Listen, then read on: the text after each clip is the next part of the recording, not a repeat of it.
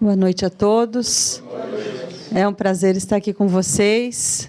Recebi esse convite do meu amigo Felipe, Dr. Felipe, fiquei muito honrada. É a primeira vez que estou na casa, né, do Cresce, e espero estar com vocês em outras oportunidades também. O tema da palestra de hoje é um tema bastante amplo, não tenho a pretensão de esgotar o assunto, acredito que vão surgir diversas dúvidas e me coloco à disposição de responder todas as dúvidas de vocês no final da palestra, para que a gente não interrompa a transmissão. E, caso haja alguma dúvida mais complexa, que talvez a gente não tenha condições de responder por questões mais técnicas ou até mesmo por análise de algum fator ou documento, me coloco à disposição também, vou deixar meu e-mail para que vocês possam entrar em contato posteriormente para que não saiam daqui com dúvida. Ou, se sair daqui com dúvida, que essa dúvida seja sanada com o passar dos dias. Ok? Muito obrigada, vou começar a palestra, e aí, se vocês tiverem as dúvidas, já vão anotando para não se esquecerem. Coloquei aqui uma breve exposição do que eu faço, para que vocês conheçam um pouco da minha trajetória, para que vocês entendam um pouco do meu dia a dia. Eu coloquei que eu sou advogada, sou empresária do ramo imobiliário, tenho uma imobiliária com meu marido, a gente trabalha no dia a dia com o direito imobiliário, sou professora, sou presidente do CEMEFAM, que é o Centro de Estudo Multidisciplinar da Empresa Familiar, ao qual também o Dr. Felipe nos deu a honra de participar na última reunião, que foi o mês passado.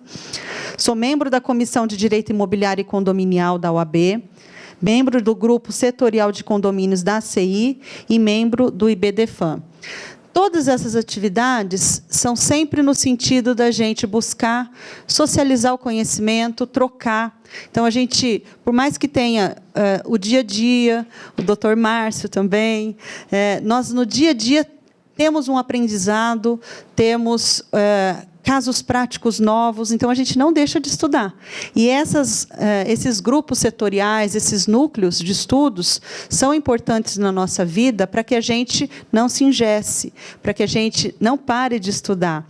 Então, esse é o convite, para que vocês possam não se cansar, porque é muito gostoso estudar, você só precisa começar. Às vezes, o começo é difícil, mas depois você pega gosto, e é muito bom você trocar informações. Você vai se aprimorando, vai trocando com pessoas que são especialistas, e, às vezes, até descobrindo novos nichos de trabalho, como o doutor Márcio disse, no sentido de se reinventar, né, e aprimorar o seu dia a dia como profissional. E aí eu inicio essa palestra com uma pergunta. Sabe qual o título? Sabe qual o título do instrumento jurídico a ser elaborado na transação imobiliária? Aqui eu estou perguntando o seguinte: qual o nome do contrato que você vai firmar para o seu cliente? Você sabe dar essa nomenclatura? A gente está acostumado, muitas vezes, a falar: olha, eu vou fazer, estou participando, estou intermediando uma compra e venda. Mas será que realmente é uma compra e venda? Vamos analisar? Eu coloquei ali, olha, sabe diferenciar um título do outro? Eu trouxe essa tabelinha no sentido de mostrar para vocês que existem diferenças que não são sutis, que são diferenças de conceito, são diferenças de efeitos e de natureza jurídica também. Então, é importante que a gente possa, de uma forma meio que ampla, analisar essas diferenças. Eu coloquei ali: contrato de gaveta, compromisso de compra e venda, promessa de compra e venda e contrato de compra e venda. Existem outros institutos jurídicos. Aqui estão somente alguns. Como o nosso tempo é curto, eu achei mais prudente a gente focar nesses que são os mais usuais, para que a gente possa buscar fixar um pouco desses conceitos. Então, vamos lá. Contrato de gaveta. Alguém aqui já ouviu falar? Alguém aqui já participou de alguma transação imobiliária que tenha, por base, um contrato de gaveta? Sim? O contrato de gaveta ele é muito conhecido no nosso Brasil, Porque, muitas vezes, o custo inerente a toda a burocracia para que um negócio jurídico seja efetivado de forma, vamos colocar entre aspas, correta, né, dentro da lei, às vezes ele é um pouco caro. Então, o brasileiro, muitas vezes, pensa na questão financeira. Então, ele deixa de buscar regularizar aquela negociação por meio de uma escritura pública e o registro, e ele fica somente com um contrato de gaveta. Então, o que vem a ser esse contrato de gaveta? Existe um contrato particular de compra e venda sem escritura pública e registro no cartório de registro de imóveis. Não há segurança jurídica. E o que é isso, pessoal? Na verdade, o contrato de gaveta é aquele contrato que é firmado entre duas partes, em que esse contrato não tem publicidade. Então, o que acontece? Simplesmente ele é chamado de gaveta porque muitas vezes ele é colocado na gaveta e ninguém mais tem acesso àquele conteúdo. Então, o que acontece com o contrato de gaveta? Quando eu vou fazer uma negociação e quero procurar saber a respeito do imóvel, se existe um contrato de gaveta, ele está na gaveta de quem fez esse contrato. Eu não tenho acesso a todas as gavetas de todo mundo para procurar. Então, ele não tem essa publicidade. Então, quando que ele passa a ser um risco? No momento que ele é efetivado. Porque as pessoas que firmam contrato de gaveta nem sempre têm a noção da responsabilidade e do risco que é ter esse tipo de negócio. E a gente vai, com o passar dos slides, vocês vão entender um pouquinho melhor como funciona isso. Já o compromisso de compra e venda, não há transmissão da propriedade. É um pré-contrato ou contrato preliminar. É um pacto, um acordo. E aí, no caso, existe dívida. O objeto do contrato existe e é palpável. O que é o compromisso de compra e venda? O próprio nome já está dizendo. É um compromisso. As partes fizeram lá um pacto, um ajuste, uma negociação. Existe o bem, quer dizer, o imóvel ele existe, ele é real. Pode haver dívida, né? Nem sempre ele é pago à vista, então há dívida, e ele é palpável, isso é importante. Por quê? Porque nós vamos ver no seguinte exemplo que existem transações imobiliárias em que o imóvel ainda não existe, que é o caso da promessa de compra e venda. A promessa de compra e venda não há transmissão da propriedade, não há venda, e há somente uma promessa. É um contrato, é um pré-contrato ou contrato preliminar, é um juramento, um comprometer-se, uma expectativa de direito de que existirá uma compra e venda, em que um paga o preço e o outro entrega o bem, após a quitação. A dívida ou não, o objeto do contrato ainda não existe. É o caso dos imóveis na planta. Então, qual a diferença entre o compromisso de compra e venda e o promessa de compra e venda? O compromisso de compra e venda, o imóvel já existe. Você está se compromissando a, depois de pago o imóvel, fazer a transmissão da propriedade. Já no promessa de compra e venda, como o bem não existe, você está simplesmente prometendo que, naquele terreno, que vai ser feita uma incorporação, que vai ter toda uma documentação inerente àquela construção, vai ser construído várias unidades em que uma unidade é a sua. Então, você tem um documento que está te prometendo que, quando o prédio ficar pronto e você tiver toda a burocracia regularizada, você vai passar a ser o titular de direito. O contrato de compra e venda é uma aquisição do imóvel mediante pagamento à vista. Pagou, levou. Existe diferença entre um instituto e outro, pessoal?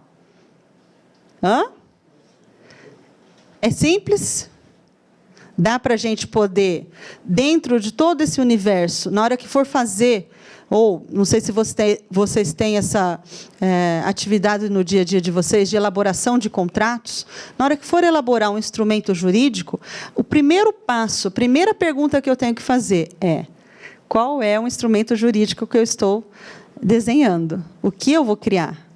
Então, o nome do instrumento ele é importante porque, quando a gente bate o olho no instrumento, necessariamente a gente já está formatando uma ideia daquela transação. Eu bato o olho, vejo que é uma promessa de compra e venda, o que eu imagino? Não foi pagamento à vista, na maioria das vezes, porque pode até acontecer de ter um pagamento à vista numa promessa.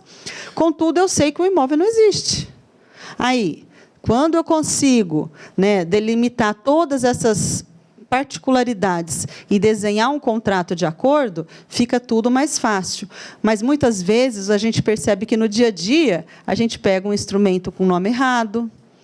Muitas vezes, nem são esses nomes, tem, às vezes, outros nomes. O nome é importante? É importante. Vai invalidar o negócio? Não vai invalidar o negócio. Contudo, a gente que trabalha no dia a dia do direito imobiliário, vocês que são corretores, essa credibilidade ela é muito importante. Porque a gente imagina o seguinte, os nossos clientes também estão buscando as suas formações. Então, quando o cliente chega no nosso escritório, os nossos colegas estão aqui para não me deixar mentir sozinha, o que eles falam? Eles já chegam com a solução. Muitas vezes o cliente já pesquisou, ele já viu, ele já passou por outras situações, ele já tem uma vivência no mercado. Então, quando a gente passa essa credibilidade do correto, do certo, né, já do início do contrato, já colocando as coisas dentro dos seus patamares jurídicos, a gente passa uma credibilidade que, hoje em dia, está muito importante.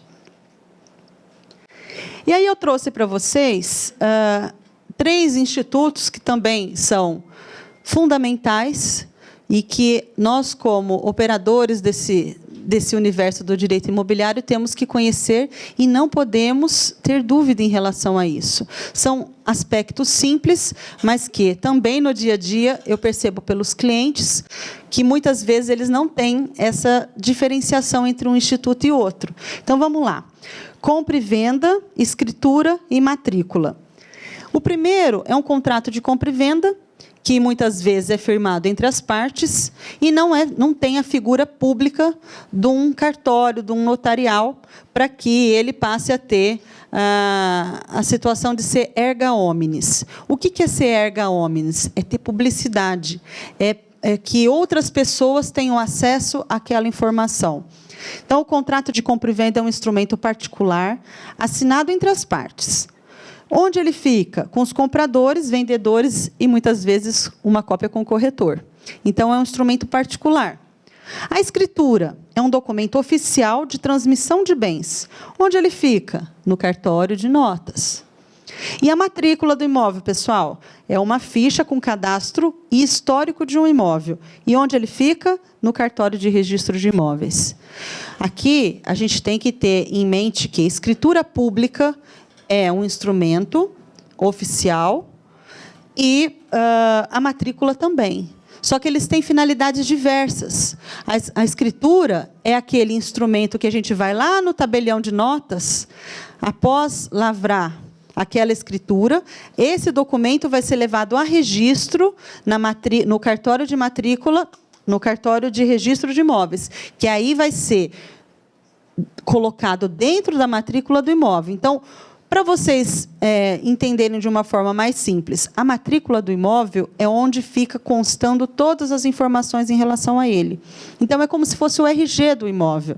Então, lá vai ter a descrição do bem, se ele é objeto de desdobro ou não, se ele é originário de uma outra matrícula. Então, toda a parte histórica da descrição do bem vai constar lá na matrícula do imóvel, bem como o seu primeiro proprietário, as suas transmissões, se houve uma compra e venda, se houve uma doação, se houve algum óbito. Então, a gente tem dentro da matrícula do imóvel tanto as averbações como os registros, que a gente vai ver mais para frente também, eu acredito que seja no próximo slide. Aqui, pessoal, essa diferenciação também é muito importante. Nós, como operadores desse direito, temos que saber diferenciar, porque muitas vezes aparece um imóvel para você poder fazer uma intermediação. O que você vai pedir para o cliente? O quê? Ótimo, você vai pedir a matrícula. E quando o cliente chega para você com a escritura? Ela funciona? É uma presunção de que o negócio foi feito, mas nem sempre a gente sabe se aquilo realmente foi levado a registro e se depois daquilo teve algum outro registro, teve alguma outra verbação. Então, quando o cliente chega para a gente com a matrícula, que a gente faz? A gente solicita, quando o cliente chega com a escritura, a gente solicita a matrícula. Olha, ótimo, foi muito bom ter a escritura do imóvel, agora eu preciso da matrícula. É na matrícula que vão constar todas as informações importantes para que a gente possa trabalhar e ter uma maior segurança no nosso dia a dia como profissional. E aí eu trouxe para vocês a averbação e registro. A averbação na matrícula do imóvel permite que o contrato passe a ser de direito real, ou seja, ele tem uma característica de ser erga omnes, que é a publicidade. Sem averbação e registro, é um direito pessoal.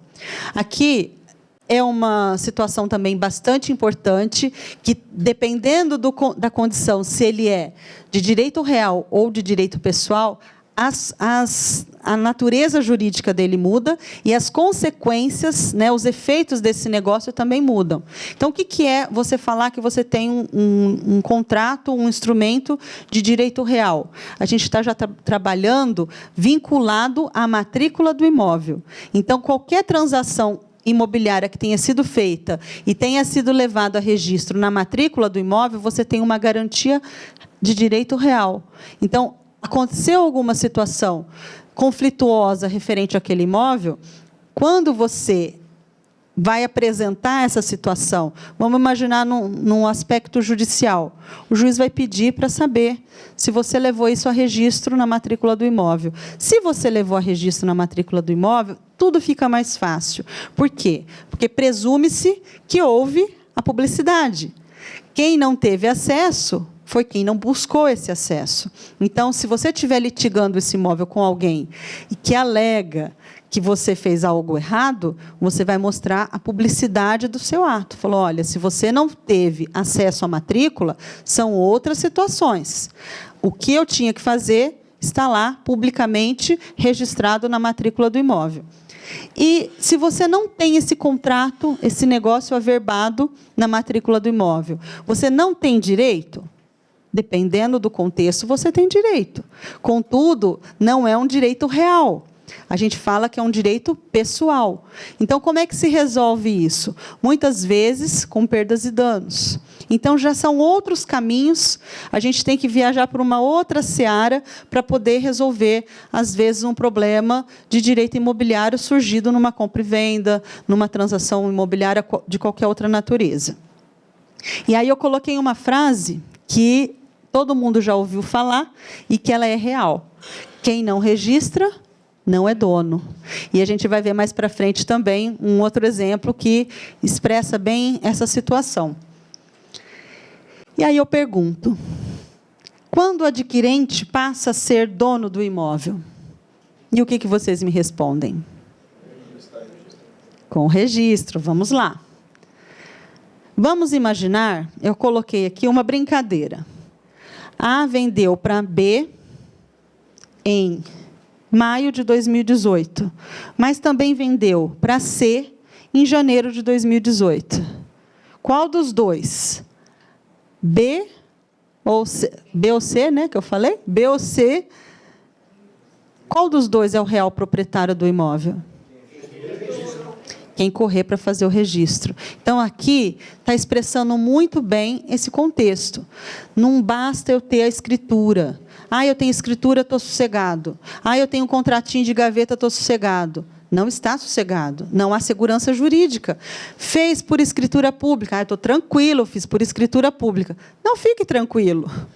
Faça o correto, saia do cartório de registro, do tabelião, e já vá no cartório de registro de imóveis fazer o registro dessa compra e venda, dessa transação imobiliária, para que você tenha efetividade no seu direito.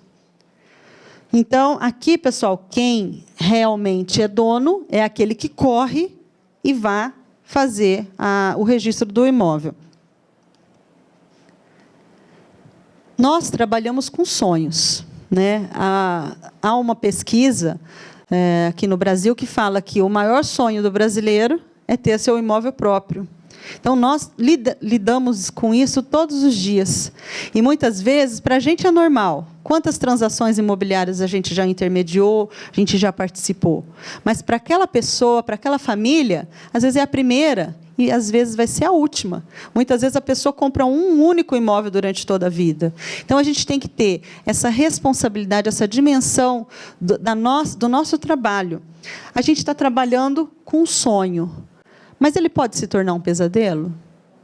Tanto para a gente como profissional, que temos responsabilidade sobre os nossos atos e também sobre as nossas omissões, quanto para a pessoa que está adquirindo ou fazendo uma venda. E aí eu achei interessante colocar aqui alguns pontos para que a gente possa auxiliar o cliente quando ele busca fazer uma compra e venda. Então, antes de realizar o ato jurídico da compra, é importante que ele tenha a noção da localização e dos arredores desse imóvel, o valor do metro quadrado, o orçamento para a compra, a documentação do imóvel, a documentação do vendedor e as formalidades jurídicas inerentes àquelas transações que vão ser realizadas, porque nem sempre é uma só. Dependendo da situação, são pelo menos 2. Ou, dependendo da situação, às vezes são 3 transações que são necessárias para regularizar uma compra e venda. E aí, eu vou trazer para vocês, individualmente, a gente vai focando para que tentar buscar, de uma forma mais ampla, esse contexto. Localização e arredores. Nós, como profissionais, temos alguns pontos importantes para orientar o nosso cliente. E, infelizmente, o que eu tenho percebido é que as pessoas, às vezes, não têm nem familiaridade com as terminologias que são empregadas. Então, eu vou falar aqui algumas coisas para vocês, e aí eu gostaria de saber se vocês conhecem esse universo, se vocês têm, no dia a dia de vocês, essa aplicabilidade. Então, vamos lá. Restrições impostas pelo loteador. O que é importante? A gente pedir uma certidão de uso de solo e gabarito atualizadas. Vocês costumam fazer esse pedido? Olha o silêncio. Olha o silêncio. Quando eu falo para algum cliente, olha, eu vou trabalhar o seu imóvel, contudo, eu preciso que você me traga uma certidão de uso de solo e gabarito. O cliente responder para mim, o quê? Eu entendo. Não é o métier dele. Ele não está familiarizado, ele não sabe o que é isso. Agora, nós, como profissionais da área, temos que saber o que é isso e onde buscar isso. E para que serve isso? Então, quando a gente está falando de certidão de uso de solo e gabarito, a gente está perguntando o seguinte para o cliente. Eu gostaria que nessa certidão constasse o que é permitido construir nesse seu terreno e, se é permitido construir, vamos imaginar, prédio, qual é a altura? Até onde eu posso subir com a construção? Então, são perguntas que, para a gente, são importantes, porque a gente tem a dimensão do potencial construtivo desse imóvel. Uma coisa é eu vender um imóvel sabendo simplesmente o valor de mercado dele, como um empreendimento já pronto, uma casa, um salão comercial. Outra coisa é eu ter a dimensão que, se eu tirar tudo aquilo, o que eu consigo construir naquele terreno? A potencialidade daquele imóvel virar um empreendimento maior? Eu tenho essa possibilidade? E, se eu tenho essa dimensão, essa visão, muitas vezes o cliente não tem. E aí eu tenho um plus para oferecer para esse cliente. Eu falo para ele, olha, tendo em vista as informações que constam na certidão de uso de solo e gabarito, a gente tem um potencial construtivo maior para o seu terreno. Dá para a gente oferecer isso para uma construtora, dá para a gente pensar num empreendimento. Então, é essa a ideia. Quando a gente fala em certidão de uso de solo, é para que a gente possa apresentar ao cliente possibilidades. Muitas vezes o cliente vai falar, não, mas eu não quero. Tudo bem, mas você mostrou para ele a real do imóvel dele. Ele tem a dimensão de quanto vale. Porque uma coisa, pessoal, é uma casa já construída, com as suas características. Outra coisa é eu colocar tudo no chão e falar para ele, aqui tem potencial construtivo de tantos metros quadrados, dá para subir tanto de gabarito. E aqui você pode fazer, no futuro, um valor X, Y, Z. Dependendo da situação, do contexto do cliente, ele pode falar, opa, interessante, gostei disso, não tinha pensado nessa possibilidade. E aí a gente sai como um diferencial frente aos demais colegas que muitas vezes não sabem nem que isso existe. E aí eu coloquei ali, ó, o que essa certidão vai trazer para a gente? Se ela é unifamiliar, ou seja, uma única família, uma casa. Multifamiliar, quer dizer, várias famílias, um empreendimento, um prédio. Se ela é residencial, se ela é comercial, ou se é misto, ou se é industrial. Então, todas essas informações vão constar nessa certidão. E essa certidão, quem oferece para a gente é a prefeitura. Então, nessa certidão, a gente tendo essa documentação com a gente, amanhã ou depois acontece alguma situação, eu preciso demonstrar que eu fiz da melhor forma possível, busquei todas as informações para que aquela intermediação fosse feita da forma mais correta possível, eu tenho isso resguardado, eu como profissional. Histórico de comportamento da associação de bairro. Isso aqui é muito sério. Dependendo da associação de bairro, dependendo da forma como elas atuam, elas podem ser um empecilho para algum empreendimento que vai ser construído naquele terreno que você já pensou com base na certidão de uso de solo, porque existem N fatores. Então, aqui em Ribeirão Preto, nós temos algumas associações bastante ativas e nem sempre muito corretas. Eu não vou dar nome aos bois, mas o que acontece é que nem sempre a certidão de uso de solo é respeitada na sua inteireza. Muitas vezes eu tenho lá a certidão de uso de solo, que está falando que eu posso construir, que está tudo certo, que é multifamiliar, que é residencial. E aí, às vezes, a associação de bairro pode entrar com uma ação, dependendo do objeto dela.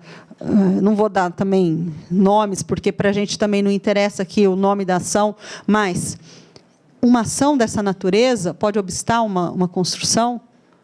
E se a construtora já fez um aporte financeiro, já estava direcionando suas atividades para aquilo, então é muito sério, a gente tem que conhecer como funcionam, se aquele bairro, se aquele local tem uma associação de bairro ativa, qual é a postura dessa associação, quem dirige essa associação, qual a finalidade dela. E isso pode parecer bobeira, mas não é. Aqui em Ribeirão, há uns 3, 4 anos atrás, tivemos problemas sérios com a postura de associações de bairro que obstaram a construção de alguns prédios. Depois, todo o negócio ter sido regularmente construído, feito. Histórico de prestação de serviços públicos. A coleta de lixo, fornecimento de água, luz, coleta de esgoto, existência ou não de postos de saúde, escolas, transporte. Por quê, pessoal? Às vezes as pessoas elas ficam apaixonadas, às vezes, por um imóvel, e elas não têm a visão dos seus arredores. O que tem aqui? Eu vou ter escola para o meu filho? Eu tenho condições de ter um acesso à saúde aqui nesse bairro? Como é que está a situação da água? Falta água? Eu tenho pavimentação? Como é que está a situação do bairro? Então, é importante que a gente mostre isso para o cliente também. Olha, não basta você ver somente o seu imóvel. Como é que é o entorno? O entorno te agrada? Atende às suas necessidades pessoais? Existência de favelas, enchentes, índice de criminalidade. Isso é muito importante. E o valor do metro quadrado, pessoal? Além do valor do metro quadrado, o preço por medida de extensão. Aqui é uma situação extremamente jurídica, mas que impacta também na intermediação no nosso dia a dia. Quando a gente vai redigir um contrato, eu preciso saber, eu estou fazendo esse contrato, estou vendendo aquele imóvel, o valor do metro quadrado dele está condizente com a região? Porque muitas vezes eu coloco o preço no bem, os clientes fazem isso. Eles colocam o preço no imóvel e eles não têm noção se ele está dentro do valor do metro quadrado da região. Ah, mas essa casa custa X. Nossa, sua casa realmente ela é muito boa, ela pode custar isso, ela pode ter te custado isso. Mas o valor do metro quadrado está dentro no valor de mercado? Porque, senão, a gente, como, vamos colocar assim, intermediador daquele imóvel, às vezes não vai conseguir trabalhar o bem. Por quê? Porque ele foge do valor de mercado. Então, é importante que a gente dê essa noção para o cliente. Sua casa pode até valer tudo isso. Podemos trabalhar para iniciar e sentir o mercado? Podemos. Mas você tem que ter consciência que o valor do metro quadrado nessa região não é esse. Você está pedindo o dobro, você está pedindo o triplo, e aí vai da gente também conhecer a realidade dos bairros, para que a gente possa dar essa orientação para o nosso cliente. E outra coisa muito importante, que é a questão jurídica que eu comentei com vocês, quando o cliente está vendendo o imóvel, ele está vendendo um imóvel por um valor X fechado, independente do metro quadrado, ou ele está vendendo por metro quadrado? Porque se ele está vendendo um imóvel com, vamos colocar assim, porteira fechada, o imóvel como está, é R$500 mil, e eu estou vendendo com uma compra ad corpus, quer dizer, é o corpo do imóvel, é a totalidade dele que encerra aquele valor. Agora, se eu estou vendendo por metro quadrado, olha, o metro quadrado da minha casa é X. E aí, eu estou trabalhando com uma compra ad mensuram. O que é isso, pessoal? Se a medida da casa, do imóvel, não estiver de acordo com o que está na matrícula do imóvel, eu posso vir a ter problema. Então, é importante que a gente tenha essa dimensão. Eu estou comprando ou vendendo o metro quadrado ou o imóvel como um todo. E aí vai diferenciar essas duas cláusulas dentro do contrato. Não são todos os contratos que colocam isso. Eu acho importante frisar que quanto mais informação a gente tiver, melhor. Só que a gente tem que conhecer esses institutos, tem que conhecer a funcionalidade de cada um desses itens, dessas cláusulas, para que a gente também não dê tiro no pé. Muitas vezes as pessoas não identificam, não sabem para que serve, acha bonito e coloca a cláusula. E aí o que vai acontecer? Ela vai ter problema, porque nem sempre os imóveis estão regulares. Quando você vai fazer uma medida, às vezes não está batendo com a matrícula do imóvel. Então, é muito importante que essas informações sejam, pelo menos, pensadas. Orçamento para compra. Quando o nosso cliente está buscando fazer uma compra, a gente tem a obrigação de perguntar para ele, como você pretende fazer esse pagamento? Você tem recurso próprio? Você tem recurso próprio no futuro, como uma poupança, um consórcio? Ou você vai fazer um financiamento? Essas informações não é curiosidade da nossa parte, não é que a gente quer entrar na particularidade, na intimidade do cliente, saber se ele tem ou se ele não tem capacidade econômica para a coisa. É que a gente tem obrigação de orientá-lo. E, muitas vezes, aqui no Brasil, a gente tem essa situação. A pessoa tem, às vezes, R$300 mil para comprar um imóvel. R$400 mil para comprar um imóvel. O que ele faz? Ele pega os 300 ou os R$400 mil e emprega integralmente na compra do bem. Só que ele esquece que ele tem que ter uma orientação jurídica, ele esquece que ele vai ter um ITBI, ele esquece que tem uma escritura pública, ele esquece que tem um registro de imóveis para poder fazer o registro na matrícula. Ele esquece que, muitas vezes, existem outras situações que, porventura, possam fazer-se necessária para que aquele negócio saia. Então, a orientação, nesse sentido, não é nem orientação jurídica, né? É uma orientação mais econômica, vamos colocar assim. Como que ele pretende fazer esse pagamento? Ele tem uma reserva de pelo menos 8% ou 10% a mais daquele valor que ele está pretendendo fazer o negócio? Porque é mais ou menos isso que ele vai gastar. E, dependendo do contexto, isso pode inviabilizar o negócio. Porque ele chega e fala, olha, eu tenho condição de pagar a casa, mas eu não tenho condição de pagar o seu serviço, eu não tenho condição de fazer a escritura. E aí, você vai falar para ele o quê? Vai fazer um contratinho de gaveta? O dia que você tiver de condição financeira, você vai e faz de acordo? É complicado, né? Então, a gente tem obrigação de dar esse amparo também, para que ele possa pensar de uma forma mais ampla. Documentação do imóvel, pessoal. Aqui a gente vai passar a ver a documentação do imóvel, e depois tem a documentação também do vendedor. Matrícula do imóvel analisada, registros e averbações. Não existe a possibilidade da gente intermediar uma negociação sem pedir a matrícula do imóvel. O corretor ou o profissional que faz uma intermediação sem olhar a matrícula do imóvel, analisá-la e verificar item a item, contudo, essa matrícula tem que ser atualizada. Não adianta o cliente chegar para você e falar, olha, eu tenho uma matrícula de 2 anos atrás, eu tenho uma matrícula de 6 meses atrás. Você precisa de uma matrícula de hoje. Porque muita coisa pode ter acontecido em 6 meses, muita coisa aconteceu em 2 anos. E, às vezes, o cliente não tem essa noção, mas nós temos que ter. Nós temos que analisar a matrícula desde todos os atos, desde as averbações até o último registro, para que a gente possa, inclusive, saber quem está se propondo a vender é realmente o proprietário do imóvel? Porque, muitas vezes, a gente se depara com uma situação que quem está vendendo não é quem está lá na matrícula do imóvel. E aí, como é que a gente faz? A gente tem que buscar essa cadeia. Tem que entender quem que é essa pessoa na história. Quantas vezes aconteceu de... Você pega a matrícula do imóvel e fala, nossa, eu acho que me mandaram matrícula errada, porque não tem ninguém aqui que faz parte dessa cadeia de negociação que eu estou trabalhando. Não, faz sim. Aí a pessoa começa a te mostrar e te apresentar o porquê do porquê. Então, isso é muito importante, a gente analisar a matrícula, pedir a certidão negativa de débito municipal. E aí, pessoal, lá na matrícula vai ter a descrição do bem. É um terreno ou uma área construída? Aqui é outro ponto. Na matrícula do imóvel, às vezes, está constando como terreno. E aí, o que você está intermediando já é uma casa, né? E aí? O que você está vendendo? Um terreno ou uma casa? Você tem responsabilidade sobre isso? É complicado.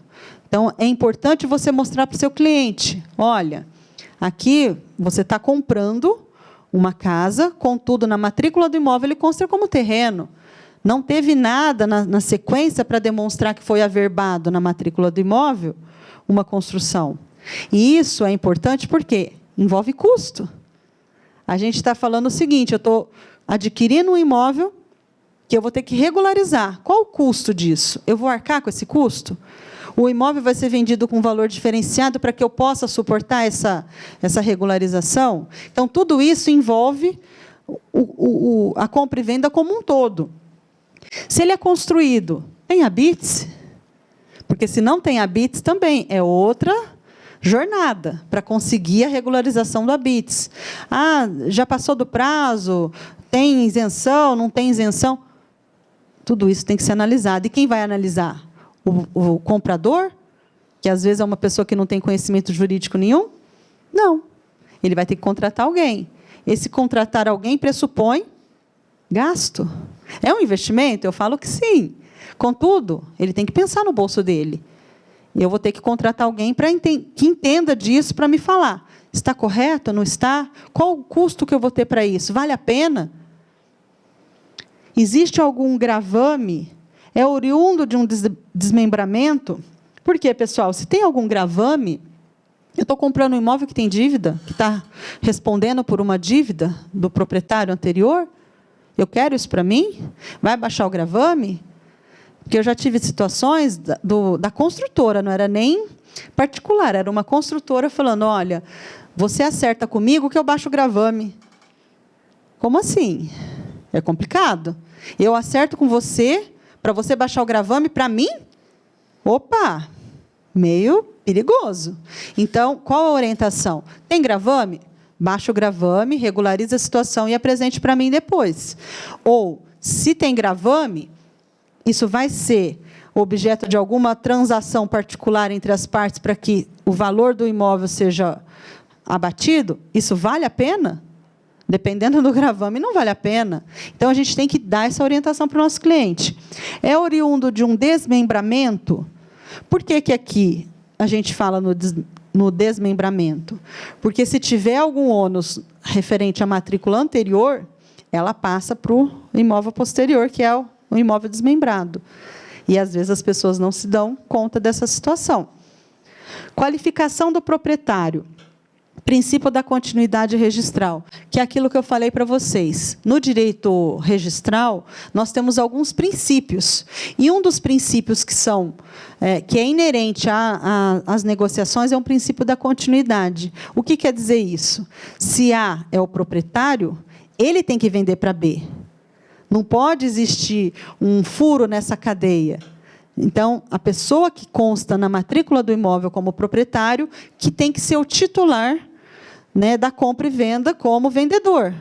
Então, a gente tem que saber quem é o proprietário para poder fazer o contrato de acordo com o que consta na matrícula. Já existiu uma situação assim, eu acredito que alguns de vocês já devem ter vivenciado, um imóvel que era de uma pessoa falecida. E os filhos, ou a esposa, ou o esposo, desejam vender esse imóvel. Quem constava na matrícula do imóvel como proprietário?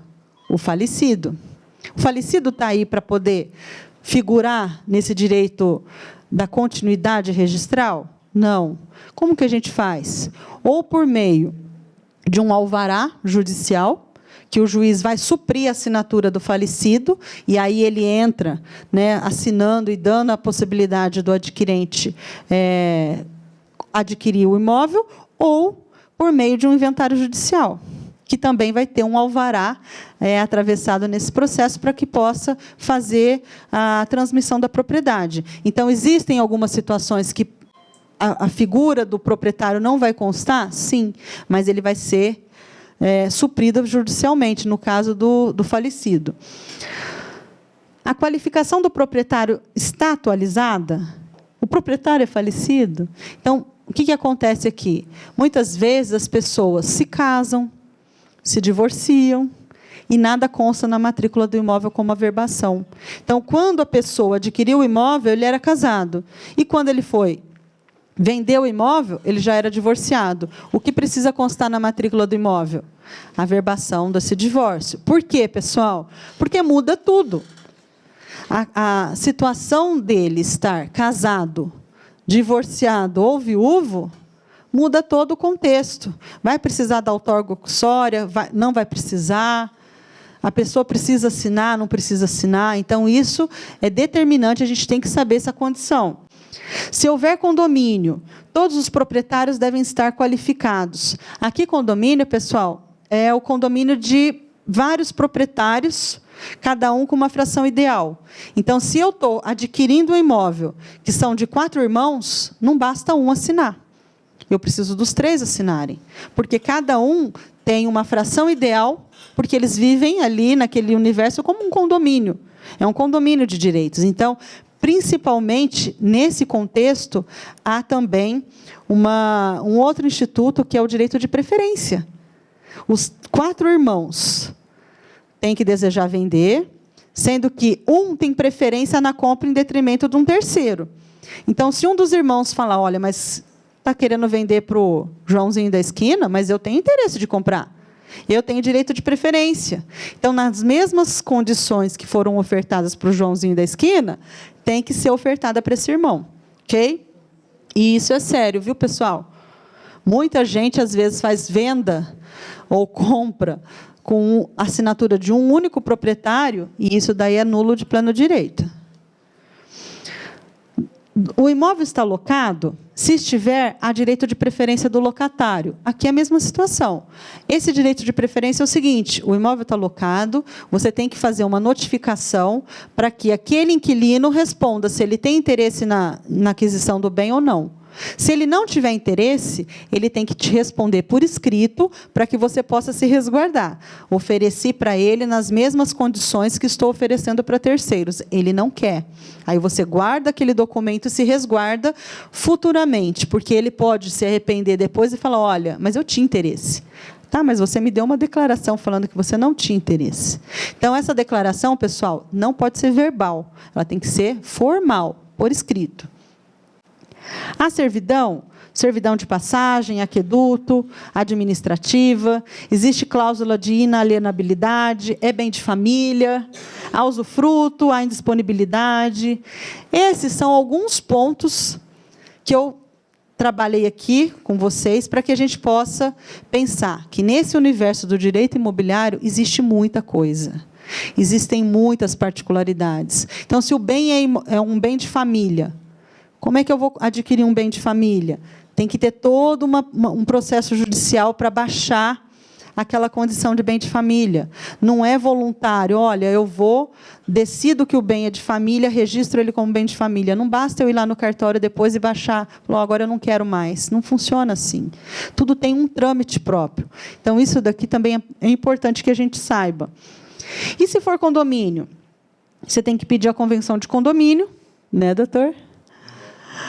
Um regimento interno, a ata da convenção de nomeação do síndico, a certidão negativa de débito condominial, se tem vagas na garagem, é uma matrícula própria ou não? Uma matrícula para todas as vagas? Eu tenho que saber, eu estou trabalhando na intermediação de um apartamento. Quantas vagas são na garagem? Essas vagas são autônomas? Tem uma matrícula própria? Ou elas já estão embutidas na matrícula do próprio imóvel? Não funciona desse jeito, então você tem que saber. Ou é uma matrícula própria, ou não é uma matrícula própria, é uma matrícula geral. Existem alguns prédios aqui em Ribeirão que é assim, você não tem uma vaga única, você não escolhe a sua vaga, você chega e é a vaga que tiver disponível. Então, isso tudo tem que constar lá na documentação do imóvel e na documentação do condomínio. Isso faz diferença para uma negociação? Muita. As pessoas costumam pedir? Não costumam. Então, isso daqui pode também ser objeto de problema, porque o cliente pode responder depois para você, mas você tinha obrigação de ter me alertado. Eu não sou especialista. Então, fica aí a dica, pessoal. E a documentação do vendedor? Certidões, pessoa física e cônjuge. Lembra que eu comentei com vocês? Se ele é casado, se ele vive em união estável, se ele é viúvo, isso tudo vai influenciar na documentação. Aqui a gente está já iniciando vendo isso. Certidão, se ele é casado, precisa da certidão dele e da esposa. Pessoa jurídica, antigos proprietários, se ressente a venda. Documentos do vendedor e cônjuge, que é a outorga uxória ou marital. O que é a outorga uxória? É a outorga da esposa, quer dizer, a assinatura da esposa para aquela compra e venda ser válida. E a outorga marital é a assinatura do marido. Então, dependendo do regime de bens, precisa da outorga uxória ou marital. Contudo, eu não fico me prendendo muito à legislação, eu sempre falo que, independente do regime de bens, peça que você não tem problema. Não custa, a pessoa vai, a mulher ou o marido vai, dá outorga, acabou, não tem discussão. É mais fácil do que a gente começar a ter uma situação que depois pode dar problema. Documentos do vendedor e cônjuge, outorga uxória ou marital, estado civil, solteiro, casado, divorciado ou viúvo, dependendo do contexto, eu tenho colocado, inclusive, união estável, para que não tenha problema futuro, apesar de não ser uma exigência, né? O senhor costuma colocar? É importante, né? Certidão de nascimento, certidão de casamento. E se certidão de casamento, o pacto antinupcial. Quem é que costuma pedir o pacto antinupcial? Ah, que beleza. Por quê, pessoal? No pacto antinupcial, não tem somente a escolha do regime de bens. Dependendo do pacto, às vezes ele é simples, ele simplesmente vai ter ali a eleição do regime escolhido pelo casal. Mas, dependendo do pacto, vai ter alguma particularidade, inclusive, em relação à compra e venda. Então, todas as vezes que há uma pessoa casada buscando fazer uma compra e venda, eu peço o pacto antinupcial. É uma situação complicada? É. Por quê? Porque as pessoas não estão acostumadas a serem solicitadas, né, dessa natureza. Muitas vezes, elas nem sabem onde está esse documento, porque ela nunca usou. Aí você pergunta, você tem? Não, eu tenho. Mas onde está? Não sei. Então, as pessoas não estão nem acostumadas a utilizarem esse documento.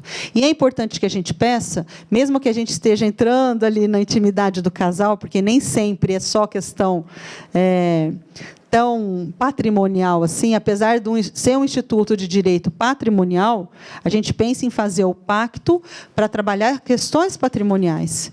Mas nem sempre só tem esse tipo de situação. Então, existem, às vezes, alguns pactos que trazem alguma particularidade pessoal. Vendedor menor de idade, a gente vai precisar do alvará judicial, que é o juiz suprindo a assinatura desse menor. Comprando de uma empresa, a gente precisa pedir os atos constitutivos e poderes especiais, por quê? Eu estou comprando de uma empresa, quem pode assinar pela negociação? Qualquer um dos sócios? A maioria das pessoas pensa que qualquer um dos sócios. A gente tem que tomar mais cuidado. Por quê? Porque nos atos constitutivos e nos seus adendos, pode constar alguma particularidade em relação a isso. Então, a gente tem que ter acesso a essa documentação. Dá um pouquinho de trabalho? Dá. A gente tem que ler? Tem que ler. Mas é assim que a gente vai se construindo e, aos poucos, a gente vai pegando familiaridade com os institutos, com os documentos, que aí, na hora que chega na sua mão, você já sabe até onde procurar. Então, a gente precisa começar a mudar os nossos hábitos. Comprando por procuração, essa deve ser pública. É outra situação também simples, mas que muitas vezes as pessoas se equivocam, pegando uma procuração particular. Procuração particular não tem fé pública. Então, a gente não pode considerá-la como documento hábil. Pediu para fazer por procuração, sem problema algum, desde que a procuração seja de natureza pública, lavrada por um tabelião. E aí eu coloco para vocês, riscos na compra sem formalidades. Existem riscos? Sim. Poucos ou muitos? Muitos. E aí eu trouxe para vocês aqui alguns poucos que eu mencionei. Alienação a terceiros, compra e venda, doação, permuta. Então, vamos imaginar aquele caso que eu trouxe para vocês agora há pouco, de duas pessoas que adquiriram, do mesmo vendedor, só que um foi em janeiro, outro foi em maio.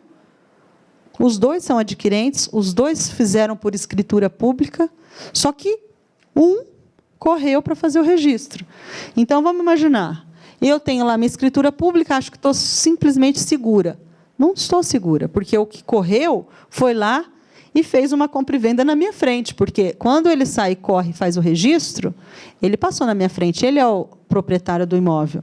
Vamos imaginar que, no meio do caminho, como eu não registrei a minha compra e venda, a minha escritura, o proprietário do imóvel foi e fez uma doação. Ele resolveu doar para um primo, para um tio, para a namorada. É lícito? É lícito. Ele consta como proprietário do imóvel? Consta. Pode, pode. Alguém vai obstar essa doação? Não. Até que você descubra. Aí, quando você descobrir, você fala, opa, como que você doou um imóvel que você vendeu para mim? Nossa, é verdade, eu vendi para você. E aí? Já está no nome do outro. Então, causam problemas que podem ser evitados. Permuta, mesma coisa. Eu resolvi trocar esse imóvel. E aí, adjudicação por credores. Vamos imaginar que o proprietário, que consta na matrícula do imóvel, tenha problemas financeiros e tenham várias execuções em face dele. O imóvel pode ser dado em garantia, pagamento de dívida. Lá no escritório nós temos alguns casos dessa natureza. E aí a gente precisa entrar com embargo de terceiro, para mostrar, olha, esse imóvel aí não pode ser dado em garantia, é meu. Eu tenho aqui um contratinho de gaveta de 1820. Eu tenho um cliente que faz 30 e poucos anos que ele fez um contrato, daqueles contratos de papelaria ainda. Papelaria. Não levou registro, achou que ele estava super seguro, é um terreno. Todo ano ele faz tudo direitinho, ele paga o IPTU, faz tudo certo. Só que a empresa que vendeu para ele, aconteceu uma situação de uma morte, que envolvia a empresa, e aí a mãe da criança que faleceu entrou com uma ação indenizatória contra a empresa. O que ela achou? O terreno. Ela está certa? Está certa. O que aconteceu? Ele ganhou a ação? Ganhou. Ele conseguiu demonstrar que ele era terceiro de boa-fé. Contudo, ele foi sucumbente. O que é isso? Ele teve que pagar todas as custas processuais e os honorários advocatícios que ela gastou. Por quê? Porque ela não tinha obrigação de saber que ele tinha um contratinho de gaveta. Então, ele teve um custo? Teve. Ele teve um custo de poder buscar regularizar a situação dele como terceiro de boa-fé. Contudo, essa ação não dá propriedade a ele. Essa ação é simplesmente uma ação pontual para tirar o vínculo do imóvel com aquela execução. Ele teve que entrar com uma outra ação, que no caso foi uma ação de adjudicação compulsória, para obrigar a empresa a outorgar a escritura para ele, para que ele pudesse fazer o registro. Só que até agora nós estamos naquele imbróglio jurídico. O que a empresa fala? Você não pagou. Isso há 30 anos atrás. Então, existe uma série de burocracias que a gente está enfrentando, desde cheque que foi dado, que os bancos, nós temos aqui um representante de banco para me ajudar, os bancos também não são obrigados a guardar registros tão antigos, a gente não consegue demonstrar que aquele cheque realmente foi compensado. Existe uma série de problemas que vão surgindo, e eu sempre falo que problema dá filhote. E se a gente não cuida do problema, ele vai ter 1, 2, 3, dependendo de quantos anos passam, e dependendo de quem está do outro lado, se tem boa fé ou se tem má fé, você pode ter uma ninhada de filhotes. Então, a gente tem que buscar sanar todas as possibilidades de ter esse problema e que eles sejam extensivos a essa natureza. Pode ter uma penhora, uma hipoteca, uma alienação fiduciária, que são as questões dos credores. E vamos imaginar o seguinte, o vendedor também pode morrer, que já aconteceu lá no escritório também uma situação como essa. O proprietário do imóvel que constava na matrícula faleceu, e aí os herdeiros não quiseram colocar o imóvel para pedir para o juiz adjudicar para o comprador, que no caso era o meu cliente. Ele falou para o cliente, olha, faça o que você achar que você precisa fazer, e eu não vou resolver isso não, isso daí nem é problema meu. Ele precisou entrar com uma ação contra os herdeiros, quer dizer, todo um contencioso, todo um desgaste emocional, um receio de aquilo realmente ser efetivado, porque quando você está lidando com uma pessoa, é uma situação. Quando você está lidando com vários herdeiros que são casados, que têm as suas famílias, é muita gente para palpitar. Então, a gente começa a entrar num outro meandro que fica mais difícil. Então, evitar isso também. E aí, para finalizar, colocar para vocês a questão da sustentabilidade jurídica. Vocês já ouviram falar sobre isso? Hã? Que silêncio. Sustentabilidade jurídica é uma postura moderna que contempla ações preventivas e proativas que visam possibilitar ao cliente que suas relações sejam contínuas e pautadas no direito, reduzindo-se litígios e punições desnecessárias. Resumindo, quando a gente está trabalhando com questões de sustentabilidade jurídica, a gente pensa no preventivo. A gente pensa lá na frente, que tipo de situação pode vir a acontecer? Vamos prevenir, vamos trabalhar no que a gente tem de possível agora. Então, vamos buscar mediar o que tem que mediar, vamos regularizar o que precisa regularizar, não vamos deixar nada com resquício que possa vir a dar problema no futuro. Então, quando a gente fala em ações preventivas e proativas, a gente está puxando a responsabilidade para a gente. O que eu posso prevenir para que o problema não aconteça? O que eu posso? Ativa. Eu não vou esperar para ser reativo, vou ser proativo. Então, a mensagem que eu tenho para vocês é essa, que a gente busque conhecer dos instrumentos que são utilizados, que é matrícula, escritura, conhecer tabelião, cartório de registro de imóveis, saber para que serve cada um, não confundir, não passar insegurança para o cliente, porque muitas vezes o cliente tem essa informação, e se a gente chega com a informação utilizando nomenclatura errada, a gente passa uma insegurança, às vezes é um negócio de alto vulto, e aí o cliente pode sentir insegurança, nossa, se o cara não sabe nem se é cartório de registro, se é tabelião, a diferença de uma escritura, de uma matrícula. Então, isso faz com que a gente perca ponto em relação ao nosso cliente. Então, buscar esses conhecimentos, se aprimorar cada dia mais. Não entendeu, ninguém é obrigado a saber tudo. No nosso escritório, certamente, dos colegas, não são todas as situações que nos aparecem, que a gente tem condição ou tem conhecimento prévio, a gente tem que estudar. Então, a gente não tem que ter vergonha disso, a gente tem que buscar conhecer. Não sabe? Busca conhecer, busca informações. E preste para o cliente o melhor serviço possível, tendo uma responsabilidade do corretor assegurada, sabendo que, quando você prestou o serviço para o cliente, você fez da melhor forma possível. O seu cliente está seguro com você. E você também. Precisou? Você vai lá na pasta, seja ela virtual ou física, e você vai buscar um documento inerente àquela situação, daquele contexto que você apresentou para o seu cliente. Uma construtora, por exemplo, ela faz o contrato com o cliente na hora de venda do seu imóvel, né? O imóvel ele foi alienado ao banco, né? E esse cliente pagou à vista, tá? E fica lá. Quando sai a minha escritura? Quando é que vai sair a escritura oficial? E fica cobrando, né? A responsabilidade do corretor nessa brincadeira toda, como é que fica? Qual que é o seu nome? Clineu. Clineu, quando você começou a fazer a pergunta, meu coração até disparou, porque nós temos lá no escritório 3 casos dessa mesma situação, da mesma construtora. Eu acredito, lá, graças a Deus eu só tenho 3.